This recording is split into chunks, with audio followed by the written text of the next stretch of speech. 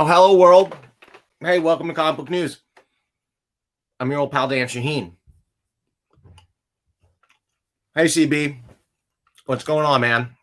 Hey, I got a light week at my day job this week. So I figured I'm going to try some early live streams.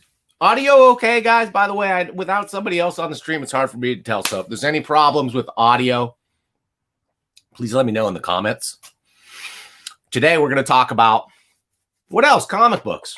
I'm going to look at The Strange Tale of Panorama Island by Suhiro Maruo. Put out by Last Gasp Books. The great Ron Turner and Colin Turner. Thanks, CB. Sent me a box of books. And among those were some manga, which is not really what I was expecting or thinking. When you think about Last Gasp, or when I think about Last Gasp, I think about underground stuff, right? I think about Slow Death. I think about maybe the odd issue of Zap Comics. I think about, I don't think about manga, let's put it that way, right? I don't think about Japanese mystery comics. So we're going to talk about that because it was amazing. It drew me in right away. It's a beautiful thing to behold. We'll look at it in the $1 Million Comics Cam in a few minutes. First of all, hey, thanks. We got 4 people watching already. I'm going to have the comments open and stuff because I don't have any guests planned for today. I do have several shows planned for this week and several shows not planned for this week too. I'm going to try and do a stream a day this week if I can. Thank you for joining in. If you haven't already, consider clicking that subscribe button. It's right down there. Down there. Consider the join button. Not many people do that. If you feel like giving me money each and every month out of the kindness of your heart, I promise I'll spend it on comic books. Well, that's all I can do, right? I'll take that money, I'll put it into new comics, and we'll talk about them. What else have I got to say? Oh, let's do a little comic book news first, shall we? That's the name of the show anyway. The only one thing that stuck out at me today, and that was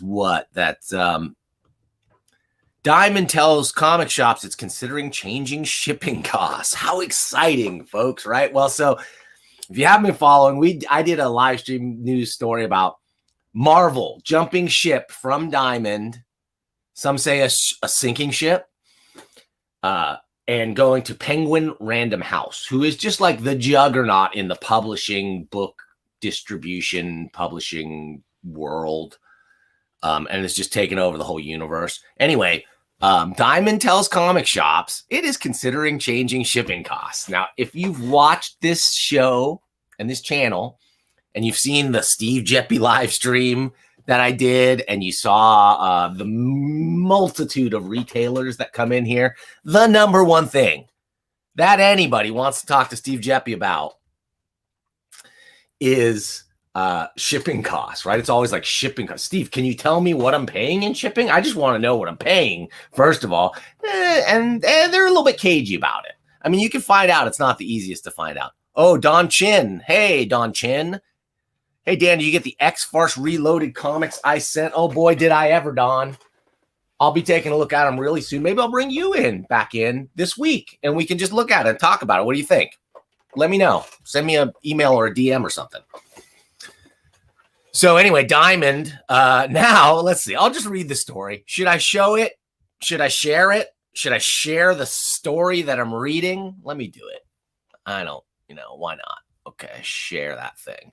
Diamond tells comic shops it is considering changing shipping costs. Okay. Yesterday, Bleeding Cool reported that Diamond Comic Distributors has been calling around comic book stores asking if they were switching to Penguin Random House to provide their Marvel Comics titles. Today, we've learned that Diamond has been telling comic book shops that they are reconsidering the cost of shipping comic books and everything else to the comic book store market. But first, a little history. A year ago, Diamond Comic Distributors shut up shop in order to rearrange their operation to be COVID secure. Not only did they stop distributing new comics, but they also stopped paying publishers. And when they reopened, instigated a gradual payment. This was enough to see Marvel and DC Comics make plans. DC arranged for their two biggest customers, Midtown Comics and DCBS, to become DC Comics distributors, breaking Diamond's monopoly so that now DC Comics are solely distributed to the North American market of comic stores by DCBS, aka Lunar Distribution. Okay, recently, Marvel Comics announced their own plan, moving direct market distribution to Penguin Random House through retailers that can continue to order through Diamond as a wholesale third party. Penguin Random House also offered guaranteed sales representatives, free shipping, and in some cases, better discounts. Now, what that means is that for those, Diamond has a tiered discount structure. The more you order, the bigger your discount, right? Back in my day, I was a 55% tier, and that's not that big. Like, it's not super hard to hit that, but there's a ton of stores that never hit 55% off. They're getting 50% or less off their comics. Now, there are tiers above 55, 56. Like, to get to 56%, I would have had to almost double my volume to get an extra 1% off. It wasn't super feasible for me. But if you had a chain of stores or multiple stores, that incentive is there. And 1% means a lot, right? But all of that is sort of a cloud on top of shipping, because free shipping, the cost of shipping from Diamond is quite expensive. You do have options for how that stuff is shipped. No matter what people will tell you, you can make your own arrangements to ship things. You don't have to get it through UPS. I know this for a fact. And anyway, that's very expensive. And so it offsets those discounts anyway. So here comes in Penguin Random House, and they're like 50 off, free shipping. Boom. Right away, if you were getting 50% or less from Diamond, right away, switching to Penguin makes sense. Like, right away, you're saving money. And free shipping? Who doesn't want free shipping? Now, a lot of people go, will the shipping, take into account the condition hungry collector's market, and that, a little ding and you're returning it back and getting new copies and stuff? I don't know. We'll see. They return stuff. They take stuff back. Their books have to be sent to you in saleable condition. Some shops are a little more crazy about what they consider to be saleable condition. Oh, guys, I was in such a hurry today. I forgot. I don't even have my lights on. I have my setup. Oh, let me do that at the very least. Anyway, if you're gonna look at my mug, let me get some good lighting. Okay. So let's see. We wanted to provide a brief update about where we are in the process of presenting new terms for Marvel product. This is what Diamond put out. Some retailers have asked for clarification that they can continue to order Marvel product for delivery with their product from our many other publishing partners. That's absolutely the case, and we're pleased we will continue to serve you in this capacity. We appreciate your patience as we carefully and deliberately review how we approach not just Marvel's offerings, but our entire array of product listings. We are exploring and considering numerous changes that will allow us to best continue, blah, blah, blah, blah, blah. Freight is a big part of these considerations, but far from the only one. All of this analysis takes time, and we are working as quickly as possible to deliver new information to you. Our goal is to have new pricing schedules out within the next month, and we appreciate your patience as we work through these changes. We will provide more information as it becomes available via both email updates and Diamond Daily. As always, thank you for your business. Freight is a big part of these considerations. So what does that mean? I don't know. They're being cagey. I think they really want to see what the effect is going to be on the market. a lot of the comic book retail market is driven by inertia. Not so much momentum, but inertia, right? Like I've been running this shop for 20 years on the Diamond train. I order from Diamond, the Diamond books come up. Diamond has everything. My customers are happy. I can get them everything. Or I could hunt and peck around for a few different sources, but it didn't make sense. Diamond was one-stop shopping consolidation. That era is over, folks, because it was like, Marvel and DC were 80 to 90% of the market. So if you're going to get those things, you might as well get all the other bits and pieces elsewhere. Well, Diamond now is going to be, they're going to carry some Marvel. So we'll see how it works out. But it's going to be, their volume overall has decreased dramatically, the loss of DC. And now the loss of any of Marvel, which was the other big part of their business, gone. What are they going to do? I don't know. The one thing that I know is Steve Geppi is a smart, tough businessman, and he's going to scramble. He's going to scramble the troops and make something happen. Let's see. Oh, we got a few people in the comments right now. What this means, Chud Baby says, what this means is that we, the kids, need to buy comics, and you, Chud Babies, are right. The only way that we solve this problem. Do I care if Diamond goes out of business? No. Who cares who distribute? Who cares who the middleman is for your comics, right? I care about the people publishing. I care about the people creating the comics the most. And I care about me reading the comics the most. Everything in between that, the publisher, the printer, the distributor, like those are behind the scenes things that I don't care that much about. I love publishers. I love comics, but I just don't care about where it comes from. I just want the stuff here. All right. Thing says, hey, smart enough to call it quits, sell the office furniture and just buy some bonds. Thing, you may not be wrong. Maybe some Bitcoin. Maybe you get into some NFTs. God knows we got enough fungible tokens out there. We need non-fungible tokens, right? Right. All right. Well, that's enough comic book news, don't you think? I think so. I think it's time to get away from news and worrying about what boxes the comics are being shipped in. And let's go look at some comics. And where do we go for that? What do we do? Well, first of all, wait a minute. I'm sitting here on the bookshelf, and I really think it would be more appropriate to be, to the bat post. So let's head down to the Bat Cave and check things out. But from in here, I can't see much. I may have to make some adjustments over here on the old Bat computer, and that'll take us into where? The $1 Million Comics Cam. Yeah, that's right. Strange Tale of Panorama Island. This is published by Last Gasp. This is done by Suhiro Maruo. Is that a man or a woman? I don't know. I do know that this is a beautiful hardcover volume. Take a look at this thing. This is thick. It's long. This is not what you're used to seeing, what you might be used to seeing for the typical size of manga. Last Gasp also sent me some other cool manga books that they've done, like the classic Barefoot Gen and Tokyo Zombie. These are more in, I think that's called Tankuban format, these small paperbacks, bound right to left. No, that's not what this is. This is a hardcover. It's bound in the traditional manner. So we're going to be reading it from right to left. I know it seems weird, but let's check it out. Gorgeous end papers, and we open up right into, sort of reminds me of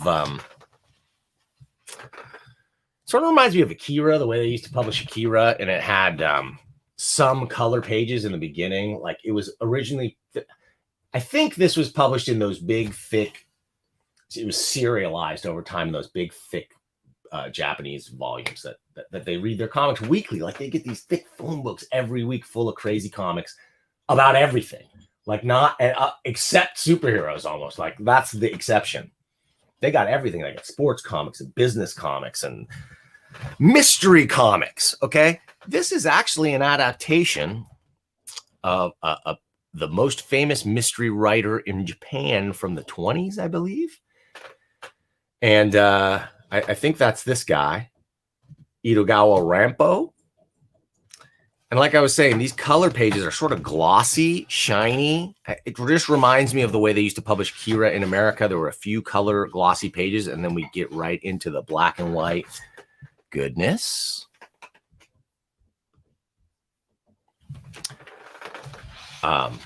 So this story was engrossed. I started reading, I'm like, oh, this looks interesting. The cover is beautiful. It's got this sort of metallic ink on the logo, and it's just a beautiful thing to behold. Feels great. It's not shiny. It's kind of matte. It's got a nice texture to it. Only $25 too from Last Gasp, because it's mostly black and white. And we get to see the story of Panorama Island, and it's really the story of a young writer who always imagined and tried to write a book about what it would be like to be like just unbelievably rich and wealthy. Okay, what would you do if you had unbelievable, unattainable wealth? Right? Well, his dream would be to just create this crazy hedonistic island and just live out all his visceral kind of like sexual and other type hedonistic fantasies, right? I guess like gorging yourself with fruit while you butt fuck a midget or something. And there are lots of little people in this book as well, as we'll see soon. So the idea is he's been writing this, but he's kind of a failed writer. Nobody wants to publish his stuff, but then he realizes one day that his roommate in college,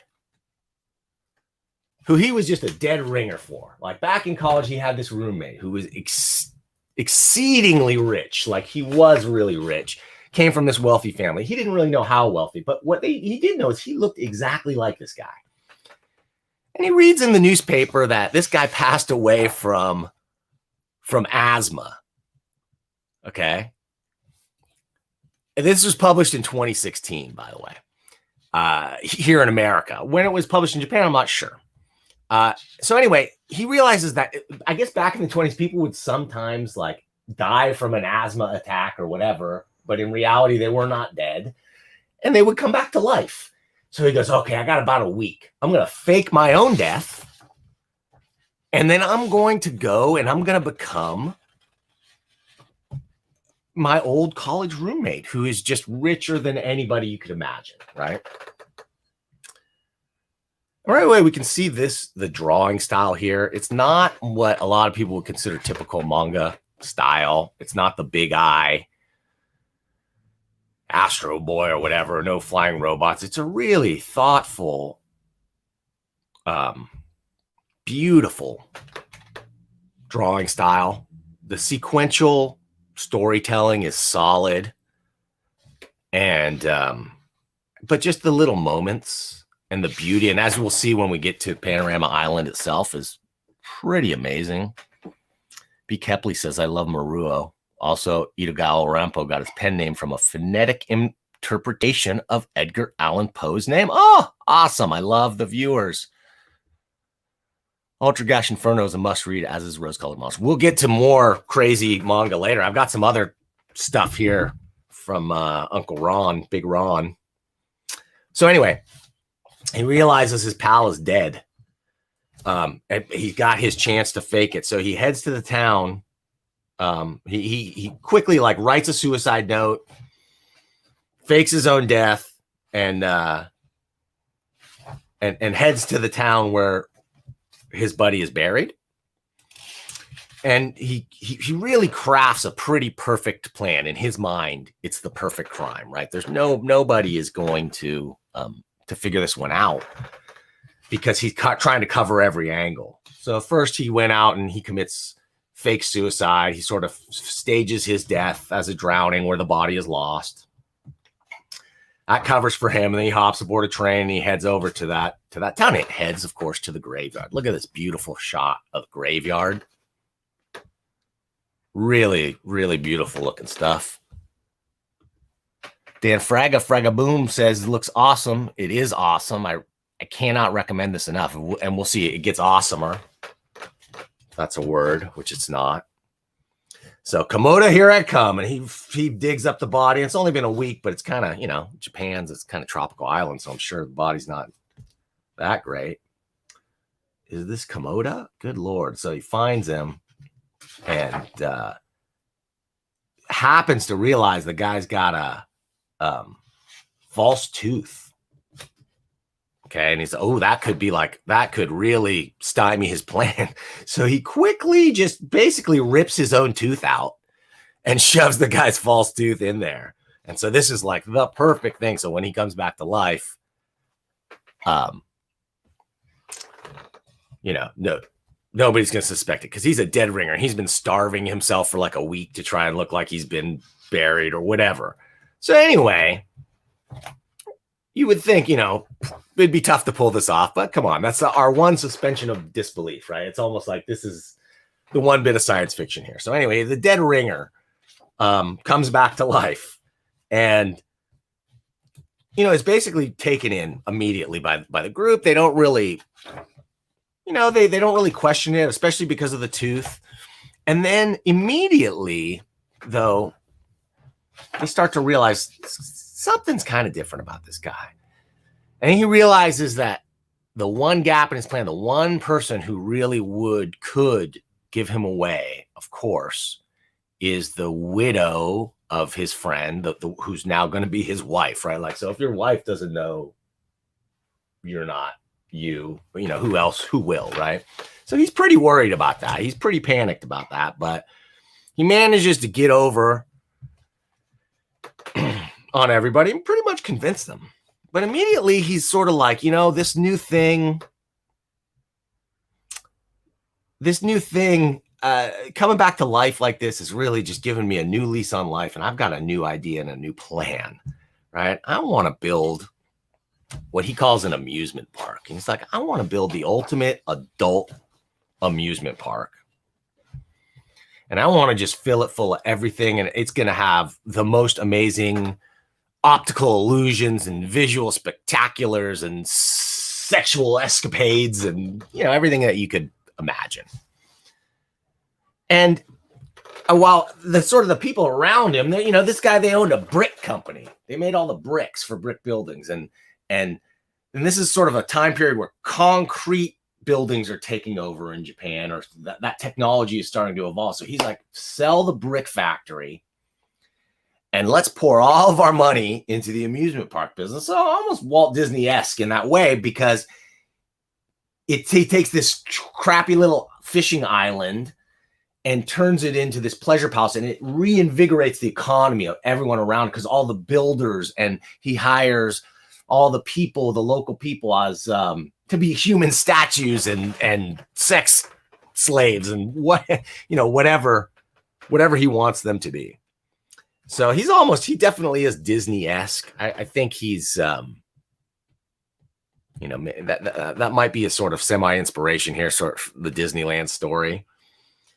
Anyway, he's still suspicious, right? He's fooled everybody, or at least given them enough money that they're like, some of the contractors and people used to work for him are like, I don't really know if that's him or not, but I don't care, dude, because I'm getting whores and I'm getting dough and I'm getting just, you know, it is a good time when this guy's around.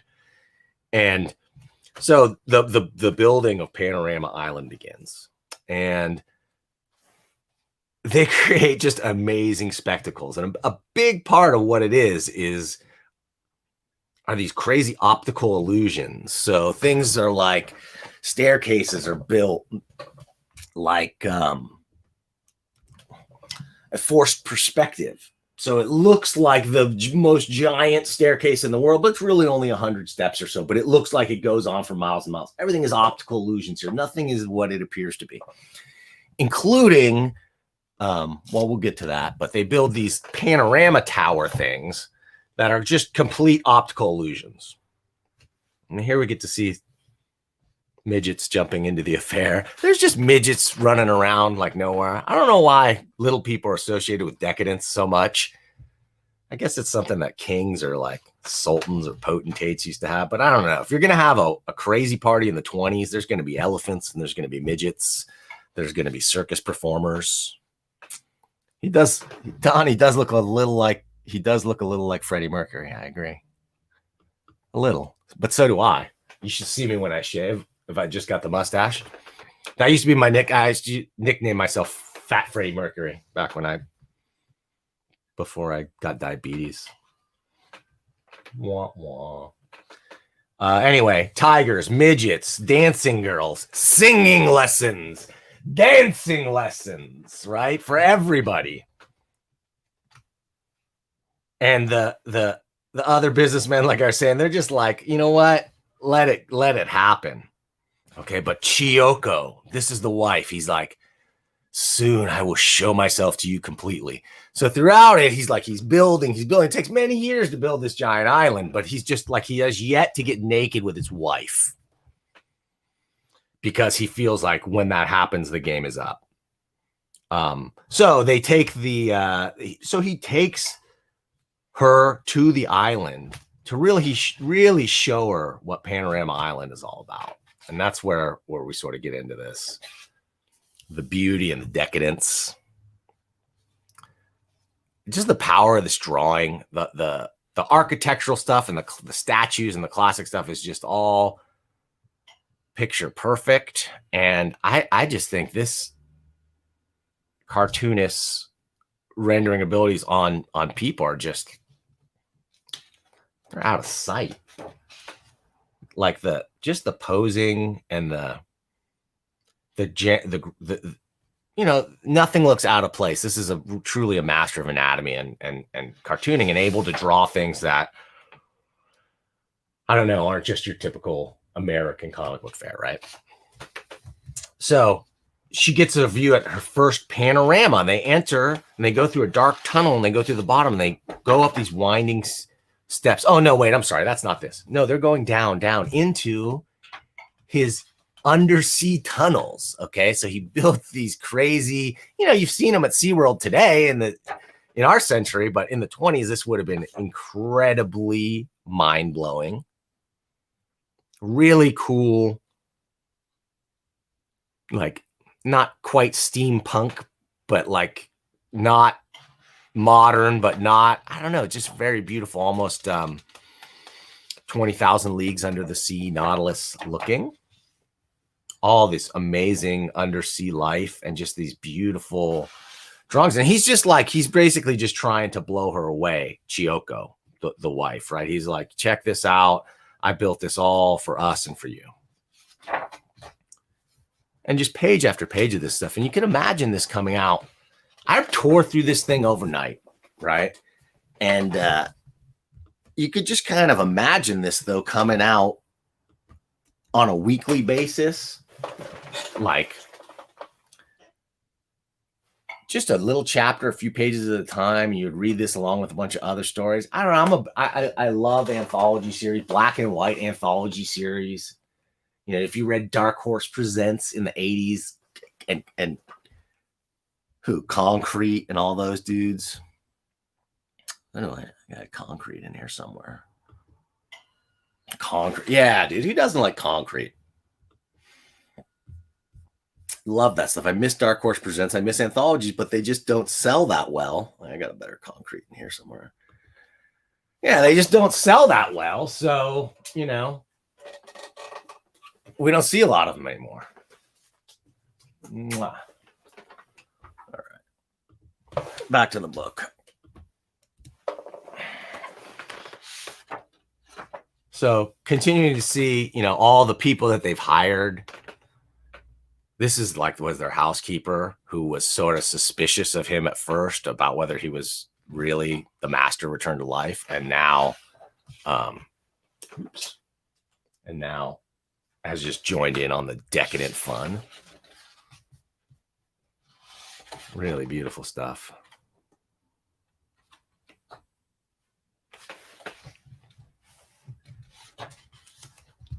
And just, was bas relief carvings of giant snakes. I mean, he poured his family's entire fortune, and they were just outstandingly wealthy.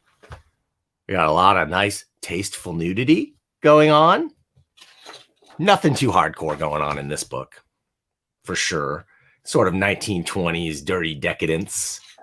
But that's not all that crazy, I guess.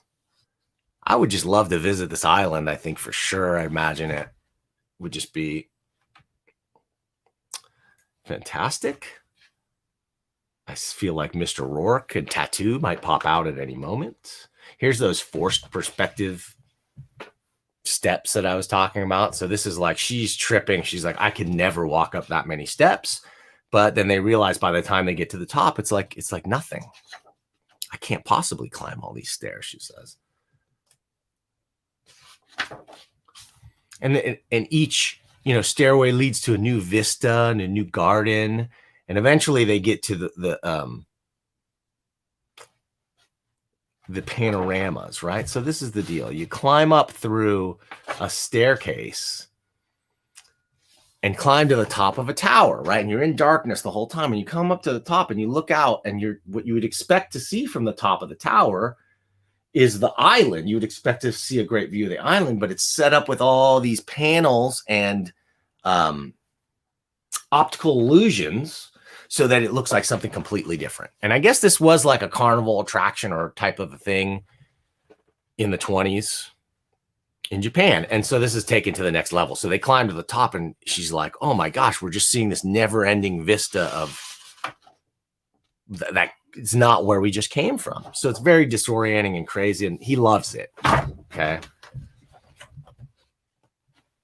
Let's see. All right. Oh, and here's an example. How is the illusion achieved? All right. By a tall wall with intricate landscapes painted on it, and the central viewing deck is surrounded on all sides. Right. So I don't know. I love this kind of thing. I love like carnival magic, right? The kind of stuff that like, a little bit of canvas and wood, and you can pull off some pretty amazing stuff. So anyway, she is like just dazzled by this. And, he's made these lands with full of machineries that these are dream machines that produce nothing, he says. They're just crazy machines that just whir and go. So they're just pouring money down the virtual shithole of this dude's crazy fantasies, right? And, she is just overwhelmed and overcome by this. And then we get to my favorite page of the whole book, where I made a cameo appearance. I don't have my hair right now. I forgot I shaved my head, but not too far away with this swarthy gentleman. And of course, who's looking on in the background but a creepy little guy? Let me see some junk. There's some male nudity we didn't get a lot. And they're all talking about how great Komoda is. But finally she passes out, right? And the last thing she says before she passes out is, who are you? So he kind of knows the jig is up. So he takes her out on a boat, shows her this amazing fireworks display, and chokes her out. Just chokes her to death. He's like, this is it. She's the only one. Everybody else is invested in my lie because they're all making money or they're getting mad action. So during a fireworks display, which is sort of a theme and a symbol throughout the book, he chokes her to death. And now, creepily, finally I can embrace you. Ugh. Ugh. Okay. Poor dead Chiyoko. You're the most beautiful corpse in the world. And then life continues unabated. We've got the human statues that are just paid to just sit around and not move. And it's just decadence piled on top of decadence. And it just seems like he's going to totally get away with it. He's like, whether that Genzaburo is real or an imposter, I don't care. This is heaven. So he's just like, boom, he's done. He's perfect crime, right? Until, of course, the final chapter. It's a mystery story, right? But it's one of those sort of Poe proto mysteries. So there's no mystery. It's more like the closest thing this is Columbo, if you want to talk American mysteries, right? Because like you know who the criminal is. William Shatner killed his wife and impersonated her and made this crazy island. And then at the end, who should show up? One more question. Just one more question, right? So who shows up? More decadence on top of decadence. The final chapter is just like he has gotten away with this thing, and in his mind, and it is ultra party time. Of course, there will be a reckoning when here we go. It's just party. I mean, it is full on party Salome action. Look at this. Like this just getting crazier and crazier and more out of control.